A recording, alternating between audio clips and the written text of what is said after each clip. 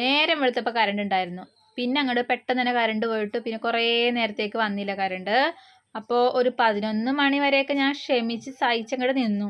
ഒന്നും കഴിക്കാണ്ടൊക്കെ നിൽക്കണമായിരുന്നു. കാരണം പണിയൊന്നും നടന്നിട്ടില്ല. കറണ്ട് ഇല്ലാണ്ട് എങ്ങനെയാണ് പണിയൊക്കെ കിടക്കണേ.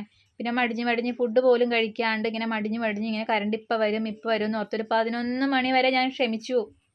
എന്നിട്ടും വന്നില്ല. എന്നിട്ടൊരു 11 മണി 11:15 ആയപ്പോഴത്തേക്കും ഞാൻ നേരെ KSEBിലോട്ട് അങ്ങോട്ട് വിളിച്ചു. അപ്പോൾ ഞങ്ങൾ മാത്രമേ ഉണ്ടായിരുന്നുള്ളൂ. അപ്പോൾ എന്തായാലും വിളിച്ചേക്കാം, ഇനി വേറെ വല്ല കുഴപ്പമാണോ എന്ന് അറിയാൻ വേണ്ടി വിളിച്ചേക്കാമെന്ന് ഓർത്തപ്പോഴത്തേക്കും അവർ പറഞ്ഞു കംപ്ലൈൻറ്റ് ആണ് എന്ന് പറഞ്ഞു. പക്ഷെ ഞങ്ങൾ താഴത്തെ വീട്ടുകാർക്ക് മാത്രമേ കറണ്ട് ഇല്ലായ്കയുണ്ടായിരുന്നുള്ളൂ കേട്ടോ. ഞങ്ങളുടെ താഴെ ഇറക്കത്തിൽ 3 വീടുണ്ട്. അപ്പോൾ ആ 3 വീട്ടിൽ മാത്രമാണ് കറണ്ട് ഉണ്ടാവാതിരുന്നത്.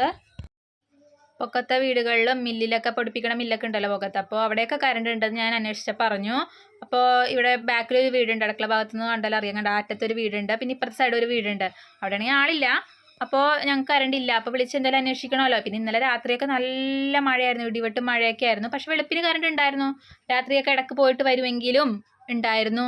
അങ്ങനെ 11 മണി വരെ നമ്മൾ ക്ഷമിച്ചിരിക്കുമല്ലോ. പിന്നെ നമുക്ക് എന്താണെന്ന് അറിയാനൊരു എക്സൈറ്റ്മെൻറ്റ് ഉണ്ടാവുമല്ലോ.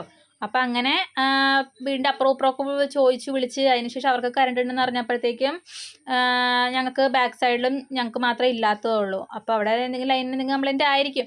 അങ്ങനെ KSEBിലോട്ട് വിളിച്ചപ്പോഴത്തേക്ക് അവർ പറഞ്ഞു കംപ്ലൈൻറ്റ് ഉണ്ട്, കുറച്ച് നേരം കഴിഞ്ഞിട്ട് കറണ്ട് വരും എന്ന് പറഞ്ഞു. സമാധാനമായി. ഒന്നും നോക്കിയില്ല, 2 മുട്ട പുഴുങ്ങിയതും കുറച്ച് തക്കാളി വാട്ടിയതും ഒക്കെ കൂട്ടി ചോറ് ഞങ്ങൾ കഴിച്ചു. രാവിലത്തെ ഫുഡാണ് കേട്ടോ. ഒരു 11:30-12 മണി ആയപ്പോഴത്തേക്കാണ് ഞാൻ കഴിക്കണത്.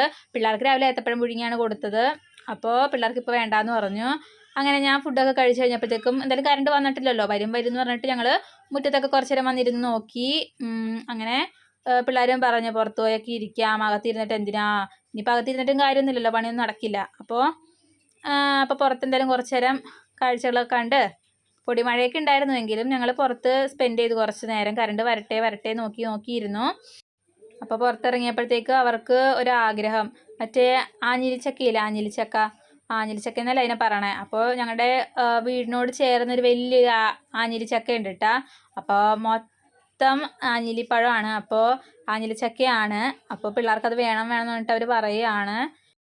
നമുക്ക് കൈകൊണ്ട് പറിക്കാൻ പറ്റുന്ന അത്രയും പൊക്കത്തിലല്ലല്ലോ, അതിനേക്കാളും ഭയങ്കര ഹൈറ്റിലാണ്. അപ്പോൾ ടെറസിലും കയറിയിട്ട് വലിയ തോട്ടിയൊക്കെ കൊണ്ട് നമ്മൾ പറിച്ചെടുക്കേണ്ടി വരും. അങ്ങനെ കുറച്ച് നേരം അവിടെ നിന്ന് ആഞ്ഞിലിച്ചക്കയെ കണ്ട് വെള്ളം ഇറക്കിയതിന് ശേഷം എന്ത് ചെയ്തു, ഞങ്ങൾ അകത്തോട്ട് കയറി. എന്നിട്ടും കറണ്ടൊന്നും വന്നിട്ടുണ്ടായിരുന്നില്ല. ആ വിഷമത്തിൽ ഞങ്ങളൊരു പോപ്കോൺ കഴിച്ചു. അതിന് ശേഷം 1 മണിയൊക്കെ ആയപ്പോഴത്തേക്കും കറണ്ട് വന്നു. അതിൻ്റെ സന്തോഷമാണ് ഈ കാണുന്നത്. ജിങ്ക് ചിക്ക അങ്ങനെ കറണ്ട് വന്ന സന്തോഷത്തിൽ ഞാൻ എൻ്റെ പണികളൊക്കെ അങ്ങോട്ട് സ്പീഡിൽ തന്നെ ചെയ്തു. ഇനിയിപ്പോൾ എപ്പോഴാണ് കറണ്ട് പോണേ, കാരണം മഴ പൊടിഞ്ഞോണ്ടേ ഇരിക്കുകയാണ്. ഇന്നലെ തൊട്ട് ഇവിടെ പൊരിഞ്ഞ മഴയാണ്. ഇനി നിൽക്കാണ്ട് മഴ തന്നെ ആയിരിക്കും എന്ന് തോന്നി.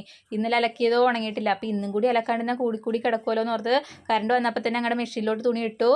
ബാക്കി ചടപടേ മോട്ടറൊക്കെ ഇട്ടു. ചടപടേ പണി നടക്കണേണ്. അപ്പോൾ ഓക്കെ ബൈ. അപ്പോൾ ഇത്ര വിശേഷമുള്ളൂ കേട്ടോ.